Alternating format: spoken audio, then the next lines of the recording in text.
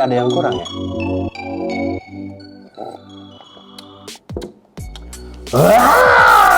Nah itu baru. Habis ngopi emang harus ngopi ora. Ora. Oke, baik. Hai sahabat Indosiklopedia. Pasti kalian sudah sering dengar dengan PNS kan?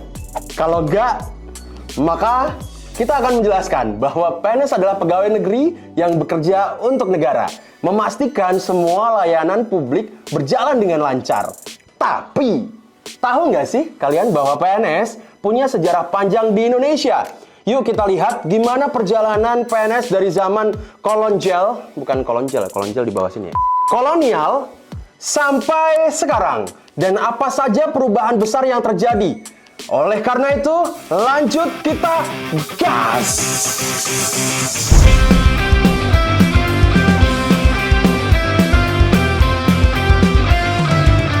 Ceritanya, PNS di Indonesia berawal dari zaman penjajahan Belanda, tepatnya di awal abad ke-19.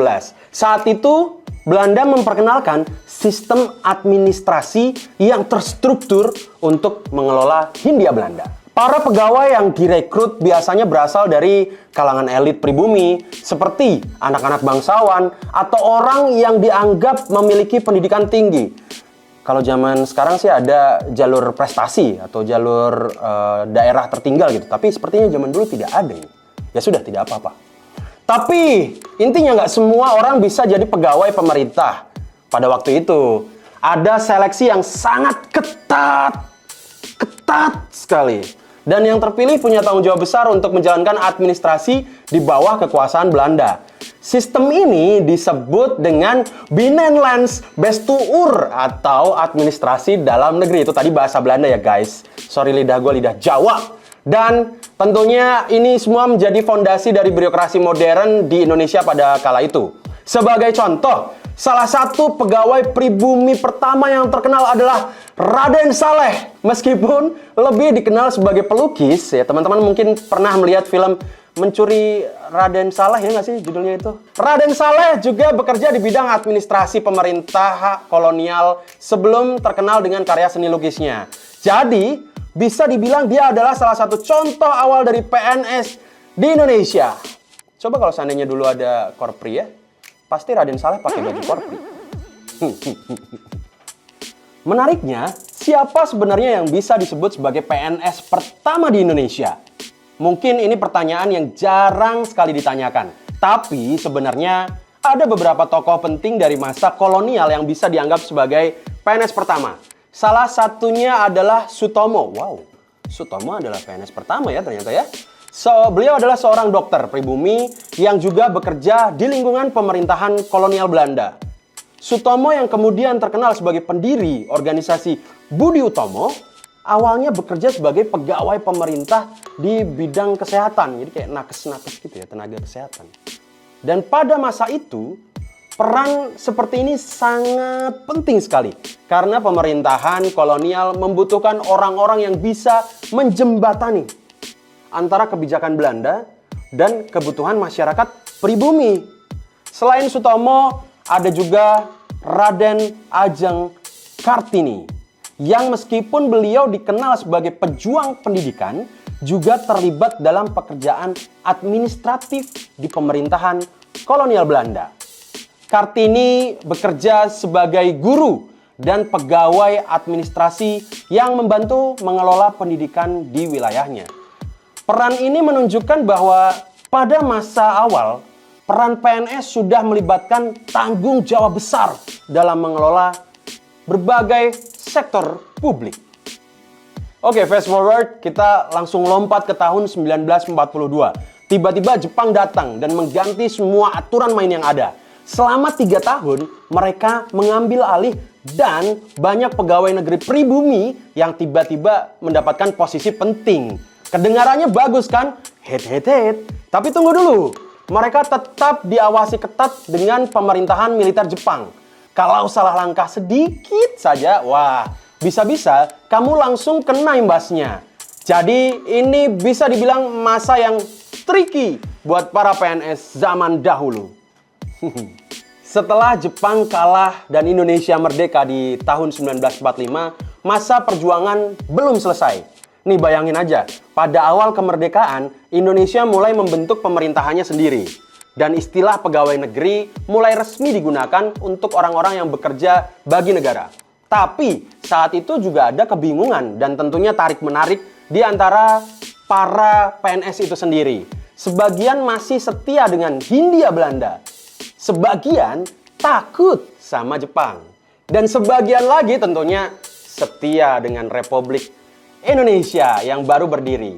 Saat agresi militer Belanda pada tahun 1947 dan 1948, PNS terpecah lagi. Ada yang memilih bertahan di kota-kota besar, ada yang bergerilya ke daerah-daerah. Pemerintah Republik Indonesia yang baru juga mulai merekrut PNS untuk ditempatkan di desa-desa. Meskipun administrasi pemerintahan saat itu, luar biasa masih kacau balau sekali. Masuk ke masa demokrasi liberal, PNS makin berada di pusaran politik yang panas. Partai politik mulai agresif merekrut PNS. Bukan cuma untuk kerja, tapi juga untuk dijadikan anggota partai. Kalau kamu pengen karir cepet naik saat itu, tinggal masuk parpol aja. Karena itu adalah pilihan yang paling rasional, walaupun resikonya sangat besar. Yang lebih gila lagi, jabatan-jabatan birokratis mulai diisi bukan berdasarkan kompetensi, tapi berdasarkan keanggotaan partai. Jadi, kalau kamu bukan anggota partai yang berkuasa, jangan berharap posisi kamu nanti aman. Akibatnya, banyak PNS yang punya loyalitas ganda. Tunduk ke atasan resmi di kantor, tapi juga ke atasan partai mereka. Kok ini kayak zaman sekarang? Ini bikin administrasi pemerintahan kacau, karena kepentingan partai lebih diutamakan daripada kepentingan negara. Berdasarkan catatan sejarah pada tahun 1947, sistem birokrasi nasional mulai dibentuk secara resmi dengan didirikannya Badan Urusan Pegawai Negeri yang kemudian berubah menjadi Badan Administrasi Kepegawaian Negara atau BAKN. Nah, itu yang benar. Pada tahun 1957. Disinilah mulai lahir peran PNS yang kita kenal sekarang sebagai ujung tombak pelayanan publik. Korpri, maju terus. Nah, pasti kalian kepo kan? Sebenarnya siapa sih pegawai negeri pertama yang memiliki nomor induk pegawai? Bukan Sutomo, bukan Kartini, bukan juga Raden Saleh. Tapi dia adalah Sultan Hamengkubuwono ke-9, salah satu tokoh besar dalam sejarah Indonesia. Juga memiliki kaitan erat dengan sejarah pegawai negeri sipil atau PNS di Indonesia.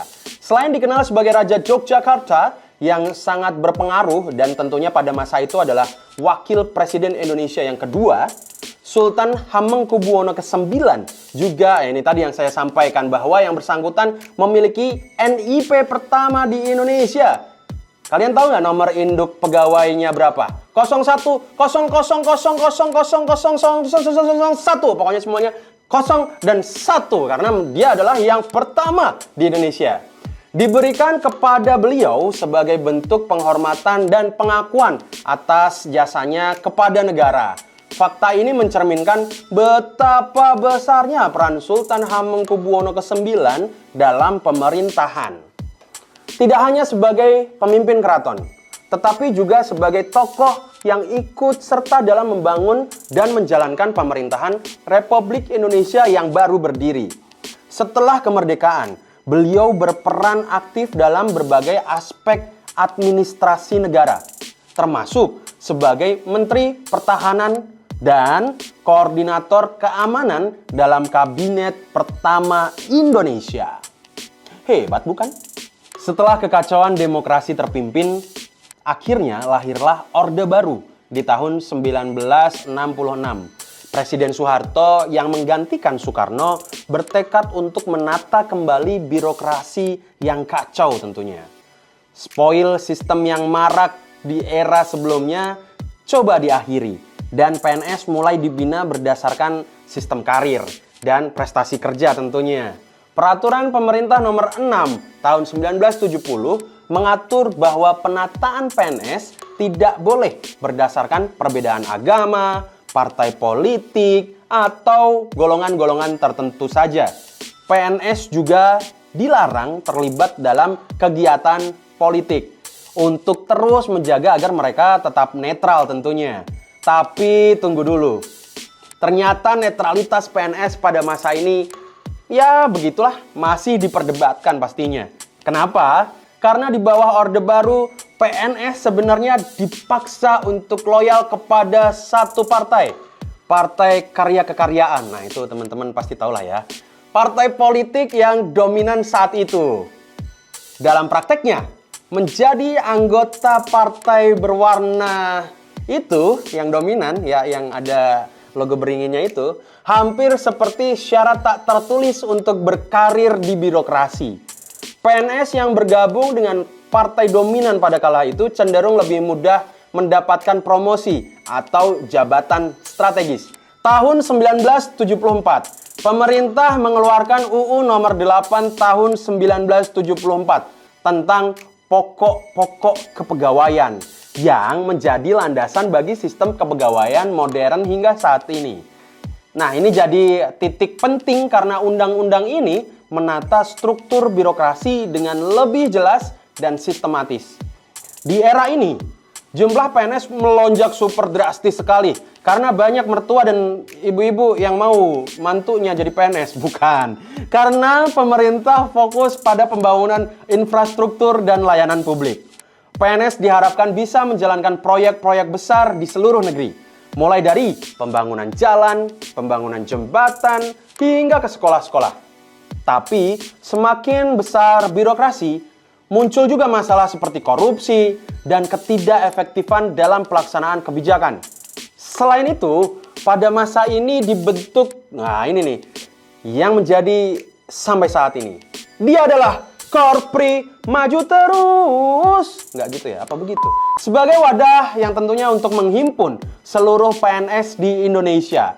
Korpri diharapkan bisa memelihara stabilitas politik dan sosial negara, sekaligus menjadi garda terdepan dalam menyelenggarakan administrasi pemerintahan. Namun, seperti yang biasa bisa ditebak begitu ya, Korpri juga kerap dijadikan alat untuk menguatkan kontrol dari partai dominan pada kala itu. Ya tentunya atas birokrasi dari PNS yang mengatur di dalamnya.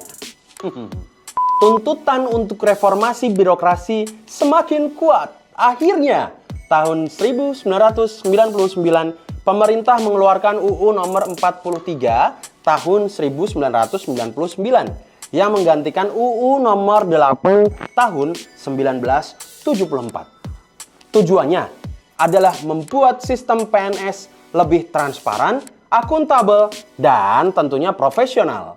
Reformasi ini penting banget. Kenapa? Karena di era ini, pemerintah berusaha merombak seluruh birokrasi yang tentunya dianggap terlalu besar dan nggak efisien. Jadi meritokrasi begitu. Nah, di era digital ini, PNS dituntut untuk bisa beradaptasi dengan perkembangan teknologi. Pelayanan publik sekarang banyak yang berbasis online. Dan pemerintah terus mengembangkan sistem digital seperti Sistem Informasi Kepegawaian atau SAPK, atau teman-teman kalau seandainya tahu juga ada SPBE gitu kan. Dengan lebih dari 4 juta PNS di seluruh Indonesia. Mereka adalah tulang punggung layanan publik kita. Selain itu, pemerintah juga terus memperkuat P3K. Nih teman-teman mungkin yang biasa mendengar juga tahu ya, P3K itu adalah pegawai pemerintah dengan perjanjian, apa teman-teman semuanya? Perjanjian kerja, betul sekali. Yang semakin banyak diminati saat ini. Menurut data tahun 2024, ada sekitar 4 juta PNS di Indonesia. Wow, banyak sekali yang ingin mendapatkan mertua-mertua cinta PNS ini. Selain itu, pemerintah juga membuka 1,6 juta posisi P3K untuk mengisi berbagai kebutuhan di sektor pendidikan, kesehatan, dan tentunya sektor-sektor teknis lainnya. Ini berdasarkan dari data Badan Kepegawaian Negara atau BKNRI yang tentunya bisa divalidasi selanjutnya begitu ya. Oke, jadi teman-teman Indosiklopedia, ke depan tantangan untuk PNS akan semakin besar. Apalagi di era revolusi industri 4.0, PNS dituntut untuk terus belajar dan beradaptasi. Harapannya, PNS masa depan bisa menjadi lebih inovatif dan efektif dalam menjalankan tugas mereka, membawa Indonesia ke arah yang lebih maju. Tentunya dari masa kolonial hingga sekarang, PNS telah melalui perjalanan yang panjang sekali dan penuh tantangan. Mereka adalah pahlawan di balik layar yang memastikan negara Indonesia berjalan dengan baik. Nah, untuk teman-teman semuanya yang tertarik untuk jadi PNS atau P3K, ingat, perjalanan kamu bisa menjadi bagian dari sejarah bangsa sebentar lagi akan tercapai. Karena di akhir tahun ini, BKN akan membuka lowongan CPNS dan P3K. Ini anget-anget banget nih. Jadi, buat kamu-kamu yang mau daftar, jangan lupa belajar dan latihan sembari cari backingan ya tentunya ya. Ya enggak sih, backingan bercanda, kan zaman dulu. Sekarang mah enggak. Masa ya backingan? Masih! Halo Pak, tolong dibantu adik saya. Oke, terima kasih sudah menonton.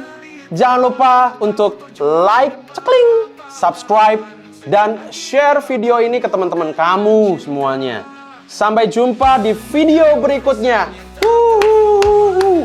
Guys!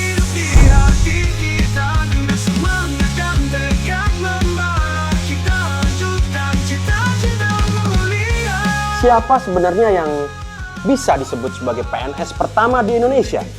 Apakah aku? Apakah aku? Apakah aku? Apalagi di era evolusi. Dan ternyata banyak pegawai negeri bumi. Bumi matahari, cowok.